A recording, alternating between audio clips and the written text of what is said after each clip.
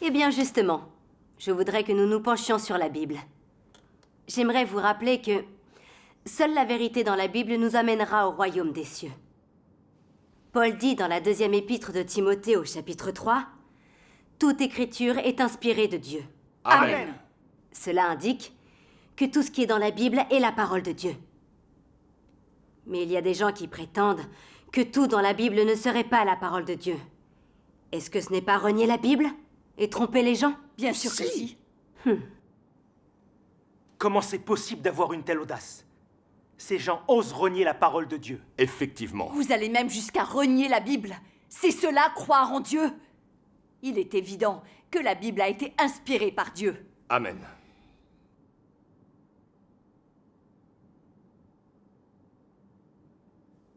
Frères et sœurs, concernant l'idée que toute écriture est inspirée de Dieu, il faut comprendre le contexte dans lequel Paul a prononcé ces paroles. À l'époque où Paul écrivait des lettres à l'église de Timothée, il n'y avait que l'Ancien Testament. Le Nouveau Testament n'avait pas encore été constitué, et il n'y avait que quelques dizaines d'épîtres éparpillées et conservées par diverses églises. Les paroles de Paul faisaient référence à l'Ancien Testament. Les Israélites ne considèrent comme étant la Bible que l'Ancien Testament. Le Nouveau Testament n'a été constitué qu'après l'an 300. Les dirigeants religieux de l'époque se sont réunis, persuadés que les derniers jours étaient proches. Il fallait donc rassembler les paroles de Jésus, ainsi que les épîtres des apôtres, et compiler les récits et les différents témoignages pour constituer un recueil. Il sera distribué aux églises, comme l'Ancien Testament. Ils ont réuni les épîtres écrites par les apôtres, et ils les ont compilées avec tous les documents des disciples de Jésus.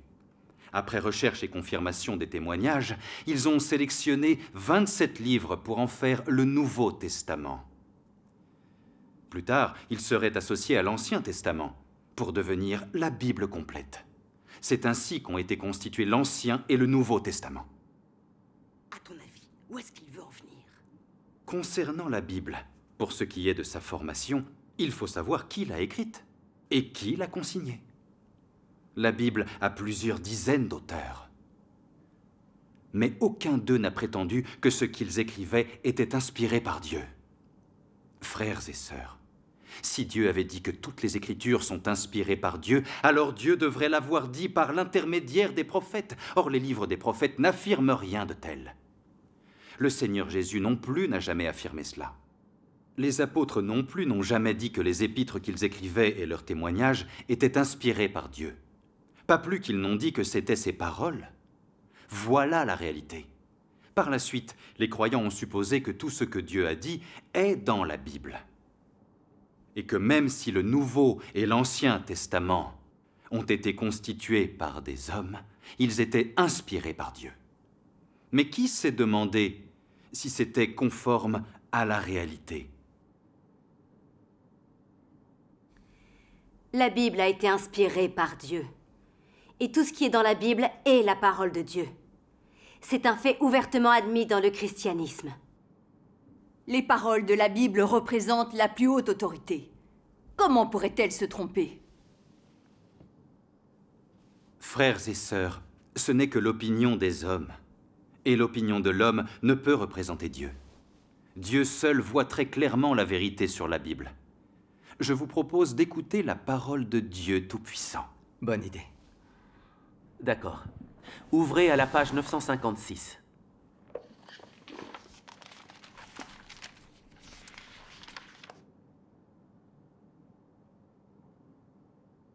Dieu Tout-Puissant dit en fait, à l'exception des livres de la prophétie, la plus grande partie de l'Ancien Testament est un document historique.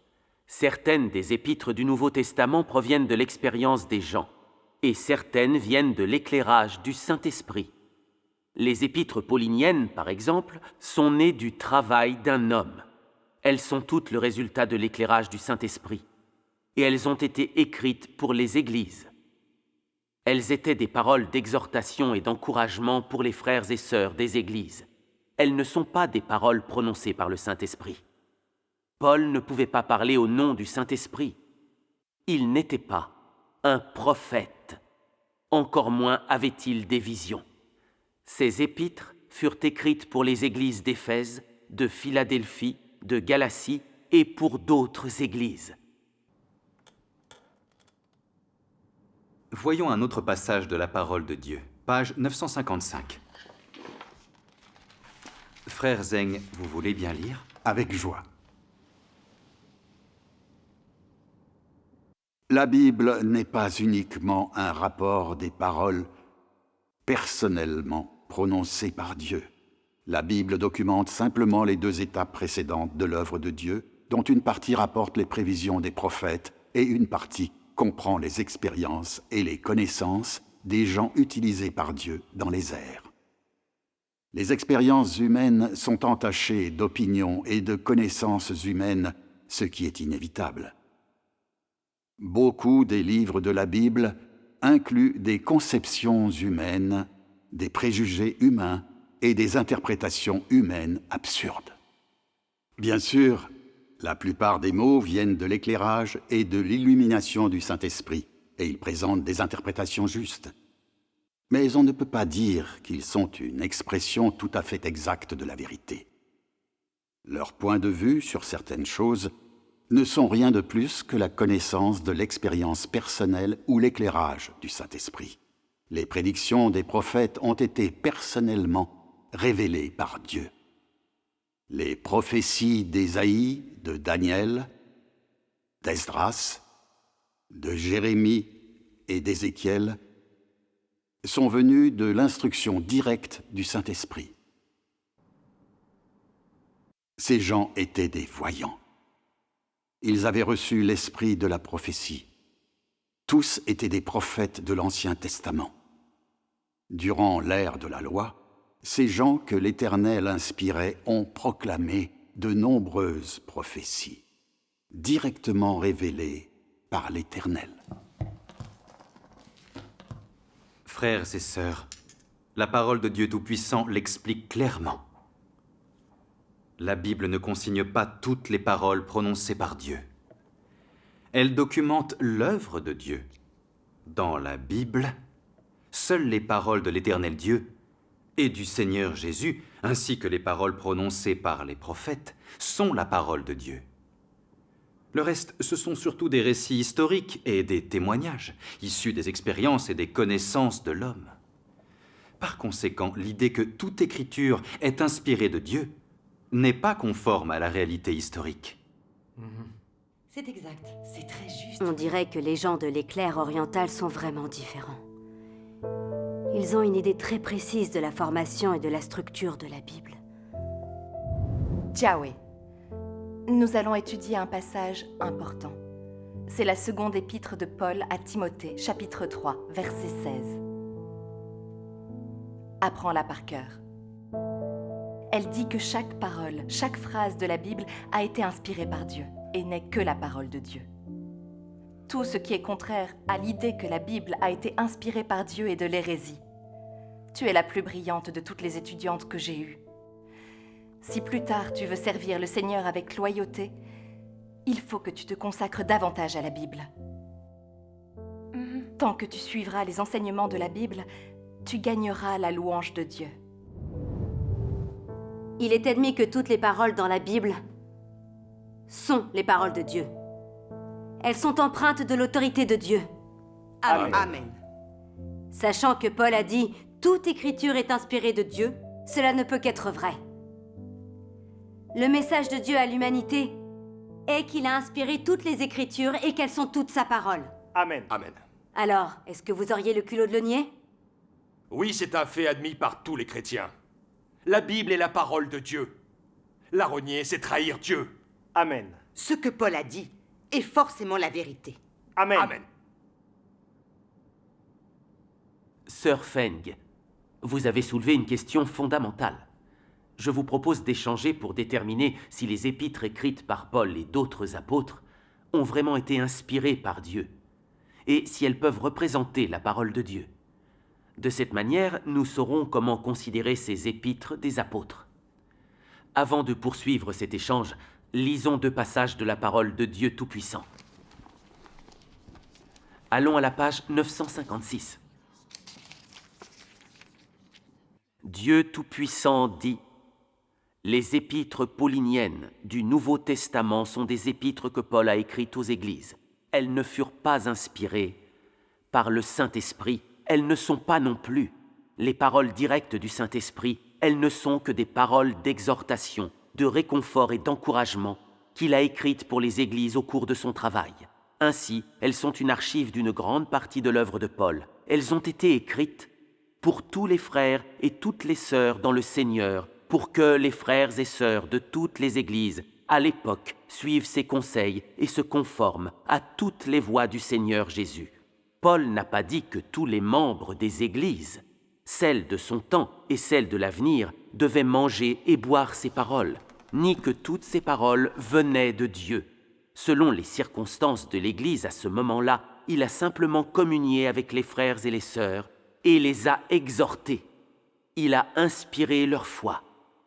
Et il a simplement prêché ou rappelé aux gens et les a exhortés. Ces paroles étaient fondées sur le fardeau qu'il portait sur son cœur, et il a soutenu le peuple par ces paroles. Tout ce qu'il a dit d'édifiant et de positif aux gens était juste. Mais cela ne représentait pas les paroles du Saint-Esprit, et il ne pouvait pas représenter Dieu.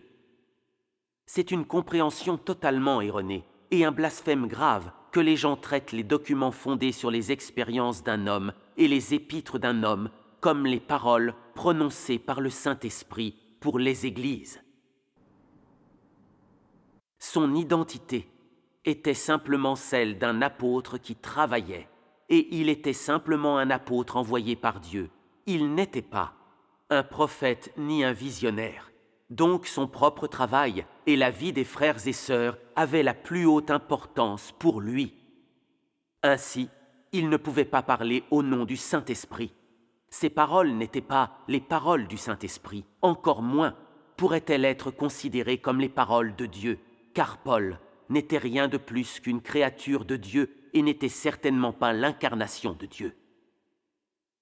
Si les gens considèrent que des épîtres ou des paroles comme celles de Paul sont les paroles du Saint-Esprit et qu'ils les révèrent comme Dieu, alors on peut seulement dire qu'ils manquent de discernement. Parlant plus durement, n'est-ce pas un blasphème? Comment un homme peut-il parler au nom de Dieu? Et comment les gens pourraient-ils se prosterner devant l'archive de ces épîtres et les paroles qu'il a prononcées comme si elles étaient un livre saint ou un livre céleste? Les paroles de Dieu pourraient-elles être prononcées nonchalamment par un homme? Comment un homme pourrait-il parler au nom de Dieu? Et donc, que dites-vous? Les épîtres qu'il a écrites pour les églises pourraient-elles ne pas être entachées de ses propres idées? Comment pourraient-elles ne pas être entachées d'idées humaines? Si tu dis que ces épîtres sont les paroles du Saint-Esprit, alors tu es absurde et tu blasphèmes. Les épîtres de Paul et les autres épîtres du Nouveau Testament sont l'équivalent des mémoires des personnages spirituels les plus récents. Elles sont sur un pied d'égalité avec les livres de Watchman Nee ou les expériences de Lawrence et ainsi de suite. La seule différence est que les livres des personnages spirituels récents ne sont pas compilés dans le Nouveau Testament. Mais l'essence de ces gens est la même. Ils sont des gens qui ont été utilisés par le Saint-Esprit au cours d'une certaine période, et ils ne pouvaient pas représenter Dieu directement.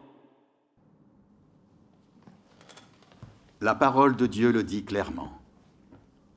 Elle dévoile vraiment les mystères de la Bible. Frères et sœurs, la parole de Dieu Tout-Puissant nous montre de façon claire que bien que les épîtres des apôtres soient largement conformes aux intentions de Dieu, il existe une différence entre se conformer aux intentions de Dieu et être la parole de Dieu. Les épîtres de Pierre et de Paul ne sont apparues l'une après l'autre qu'après la résurrection du Seigneur Jésus et son ascension au ciel. Quand ces lettres ont été envoyées aux églises, comment les frères et les sœurs des églises les ont-ils perçues? Ils ont sans doute dit « ce sont des lettres du frère Pierre et ce sont des lettres du frère Paul ». Ça veut dire qu'en recevant ces lettres, ils ne les ont pas considérées comme étant la parole de Dieu. Parce que ces apôtres n'ont jamais prétendu qu'ils étaient Dieu. Ils se sont présentés comme des disciples qui suivaient le Seigneur Jésus. Par conséquent, les frères et les sœurs des églises de l'époque ont considéré ces lettres et ces paroles comme étant les paroles d'autres frères. Pierre et Paul non plus n'ont jamais prétendu que leurs paroles avaient été inspirées par Dieu ou étaient la parole de Dieu. C'est là le contexte historique de l'époque. Mais aujourd'hui, le monde moderne considère ces épîtres et les paroles des apôtres comme si elles étaient la parole de Dieu. Le pire, c'est que nous les classons dans cette catégorie. C'est contraire aux faits historiques. Il a raison. Les épîtres de ces apôtres ne sont que le fruit de leur fardeau transmis aux églises. C'était pour aider les églises à l'époque.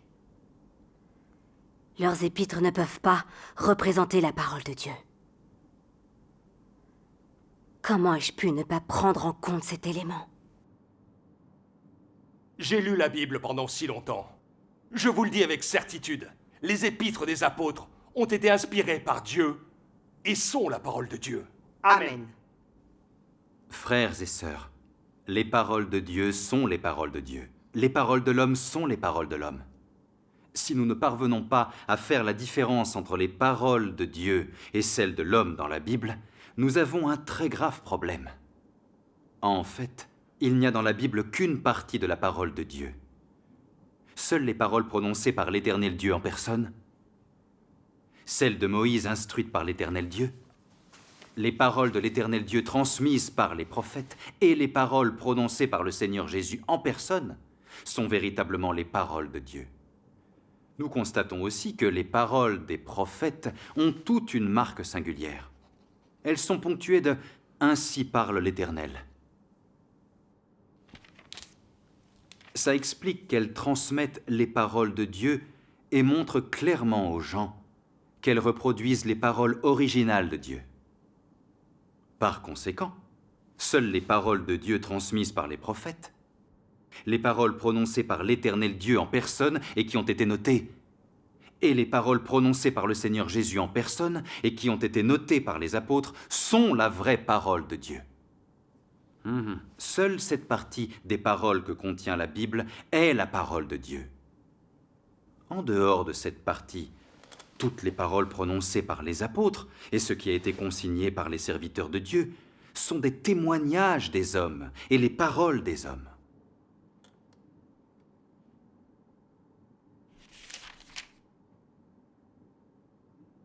Ainsi parle l'Éternel. Et ce que dit l'Éternel, le Dieu d'Israël. C'est comme ça que les prophètes le disent. Comment ça se fait que je ne l'ai pas remarqué quand je lisais la Bible dans le passé? Frères et sœurs, nous faisons erreur en disant que la Bible est inspirée par Dieu et qu'elle n'est que parole de Dieu en se fondant seulement sur une ligne de l'épître écrite par un apôtre. Au temps des apôtres, personne n'aurait considéré les lettres de Pierre et de Paul comme la parole de Dieu. Et personne n'aurait jamais considéré ces apôtres comme le Christ. D'ailleurs, ces apôtres n'auraient jamais osé se désigner comme étant le Christ. Seul le Christ représente Dieu et le Saint-Esprit. Nous ne devons donc pas considérer les paroles de ces apôtres comme la parole de Dieu. Les paroles de ces apôtres ne représentent pas Dieu, pas plus que le Saint-Esprit. Par ailleurs, Dieu n'a jamais attesté de la Bible en tant que telle. Le Seigneur Jésus a seulement dit que la Bible était un témoignage, mais il n'a pas dit qu'elle était inspirée par Dieu, ni quelles étaient ses paroles. Le Saint-Esprit n'a jamais non plus témoigné de la Bible en ce sens à quiconque. Il n'y a que le Saint-Esprit et Dieu incarné qui connaissent le fond de l'histoire de la Bible. Aucun homme ne peut entrevoir son histoire interne. La Bible est la retranscription de l'œuvre de Dieu ainsi que des expériences et des témoignages de personnes, écrites par des serviteurs de Dieu. Ce ne sont que des hommes transmettant les paroles de Dieu ou témoignant de l'œuvre de Dieu en décrivant leur propre vécu, après avoir reçu l'éclairage et l'illumination du Saint-Esprit. Rien de tout cela n'a été écrit par Dieu en personne. C'est là la réalité. Bien que les écrits et les épîtres des apôtres aient été illuminés par le Saint-Esprit, ils ne représentent pas la parole de Dieu. Il n'est donc pas pertinent de considérer que toutes les Écritures sont inspirées par Dieu, ni qu'elles sont toutes la parole de Dieu. Ce n'est pas conforme à la réalité.